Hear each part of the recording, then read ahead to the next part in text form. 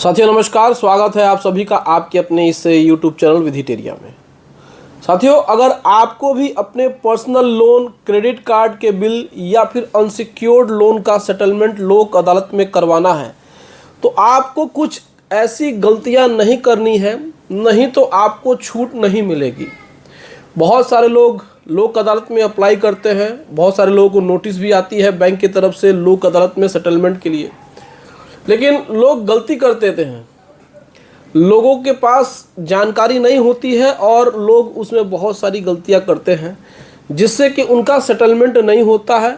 अगर सेटलमेंट होता भी है तो उनको वो छूट नहीं मिल पाती है, वो रिलीफ नहीं मिल पाती है जिस रिलीफ के लिए वो लोक अदालत में जाते हैं। वैसे आप सभी को हम बता दें कि 14 मार्च 2026 में लगने वाली है लोक अदालत दिन शनिवार को, यानी कि आज हो गया 11 मार्च, आज से 3 दिन ही बचे हैं। तो जिनके जिनके पास भी नोटिस आई हुई है वो तो जाए ही जाएं, जिनके पास नोटिस नहीं भी आई है और अगर उनका अकाउंट एनपीए हो गया है तो वो भी ट्राई कर सकते हैं, वो भी जा सकते हैं। लोक अदालत में जाने के लिए कुछ सावधानियां आपको बरतनी होगी। मैंने अपने बहुत बार के वीडियो में आप सभी को बताया है। मेरा बताने का उद्देश्य यही होता है कि मेरे जितने भी व्यूअर हैं उनको अधिकतम से अधिकतम छूट मिले, लाभ मिले और वो अपनी इस समस्या से निजात पाएँ, अपनी समस्या को वो समाधान उसका करवा पाएँ। तो आइए, कुछ ऐसी सावधानियां हैं जिसको कि जानते हैं और कुछ ऐसी गलतियां हैं जिसको कि आप सभी को नहीं करना है। तो कुछ गलतियां हमने नोट की हुई हैं, कुछ चीज़ों को बताने के लिए वो हम आपको 1 बाय 1 एक्सप्लेन करेंगे। आप बहुत ही ध्यान से इस वीडियो को देखिएगा। ये वीडियो आपके लिए ही है, आपके फ़ायदे के लिए ही है, तो आप इसको ज़रूर पूरा देखिएगा, आपको बहुत ही फ़ायदा होगा। चलिए, सबसे पहले जो लोग गलती करते हैं वो आपको नहीं करनी है। बिना लिखित आवेदन के न जाएं। लोक अदालत में अगर आपको जाना है तो एक पेपर पे अपना प्रार्थना पत्र लिख करके लेके जाइए। उस प्रार्थना पत्र में कुछ चीज़ें ऐसी होंगी जो कि आप वहाँ पे बातचीत नहीं कर पाएंगे, तो उसको आप वहाँ पे पढ़ करके आप उनसे बातचीत कर सकते हैं। तो अपने साथ एक एप्लीकेशन लिख के ले जाना है। एप्लीकेशन बहुत ज़्यादा टेक्निकल नहीं, बहुत बड़ा नहीं होना चाहिए, एक पेज में छोटा सा होना चाहिए, पॉइंट टू पॉइंट होनी चाहिए।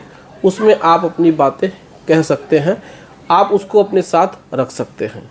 दूसरा जो है वो है, किसी भी प्रकार से आप हड़बड़ी या जल्दबाजी मत करिएगा। मान के चलिए कि लोक अदालत में आप गए, हर बैंक का अपना अपना कैनोपी लगा होता है, हर बैंक का अपना अपना एक स्टॉल लगा होता है।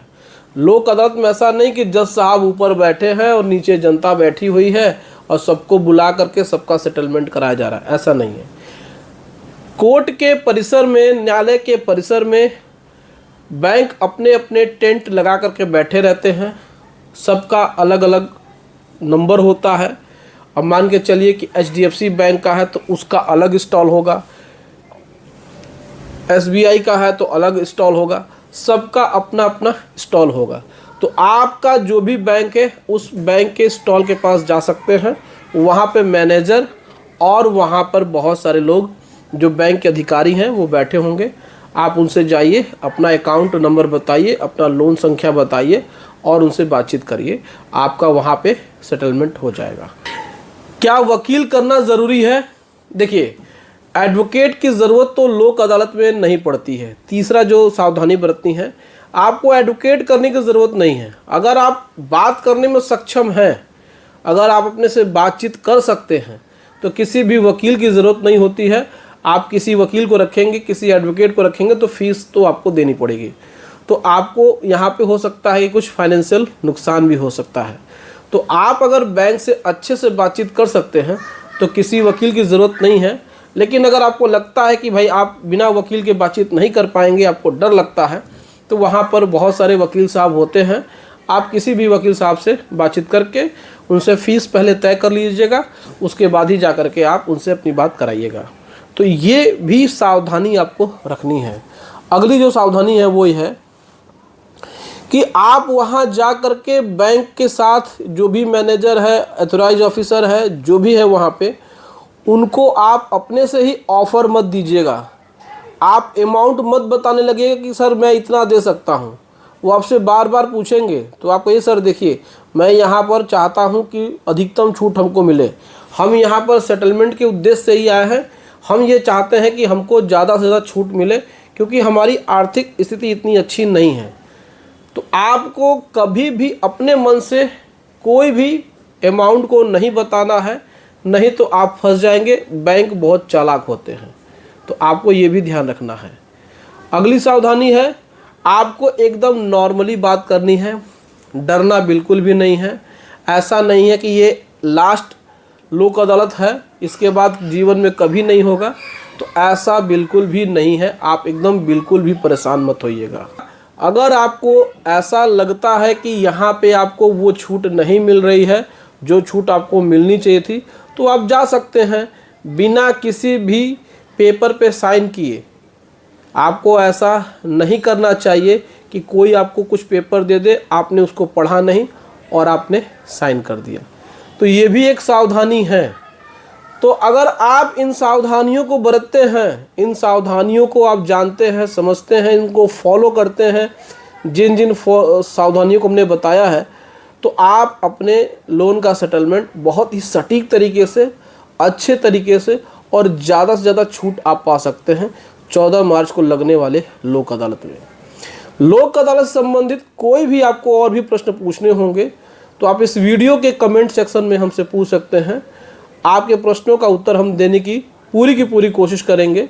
समय के अभाव में सबको हम रिप्लाई नहीं दे पाते हैं, इसके लिए हम क्षमा प्रार्थी हैं, लेकिन जितने भी लोग के हम कमेंट पढ़ लेते हैं उनको हम रिप्लाई ज़रूर देते हैं। तो उम्मीद करते हैं दोस्तों कि ये वीडियो आपको पसंद आया होगा। वीडियो अच्छी लगी हो तो वीडियो को लाइक और चैनल को सब्सक्राइब करके हमें सहयोग ज़रूर प्रदान करिएगा। दोस्तों, अगर आपको किसी प्रकार से लोन संबंधित, डीआरटी संबंधित, हाईकोर्ट संबंधित किसी प्रकार की कोई समस्या है तो आप हमसे बातचीत कर सकते हैं डायरेक्टली। हमारे यहाँ पे व्हाट्सएप नंबर दिया हुआ है, आप व्हाट्सएप पे अपनी सारी समस्याओं को लिख करके भेजिए और आप हमसे लीगल एडवाइस ले सकते हैं। चलिए मिलते हैं नेक्स्ट वीडियो में। Thank you so much.